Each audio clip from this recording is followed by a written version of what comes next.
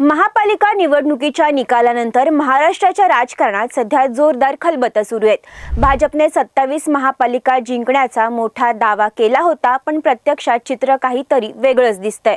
मुंबईत सगळी यंत्रणा हातात असूनही भाजपला 100 का गाठता आली नाही आणि सगळ्यात महत्त्वाचं म्हणजे नवी मुंबईत गणेश नाईकांनी चक्क उपमुख्यमंत्री एकनाथ शिंदेंनाच कसं झुकवलंय।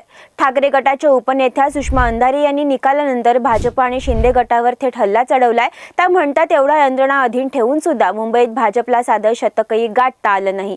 आकडेवारीनुसार ठाकरे गट 20 वरून 65 नगरसेवकांवर पोहोचलाय, तर शिंदे गट 53 वरून थेट 28 वर घसरलाय।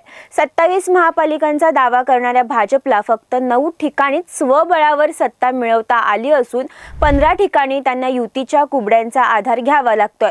पण खरी राजकीय चर्चा रंगलीये ती नवी मुंबईची। इथे लढत भाजप विरुद्ध विरोधक अशी नव्हती, तर ती थेट गणेश नाईक विरुद्ध उपमुख्यमंत्री एकनाथ शिंदे अशी रंगली होती।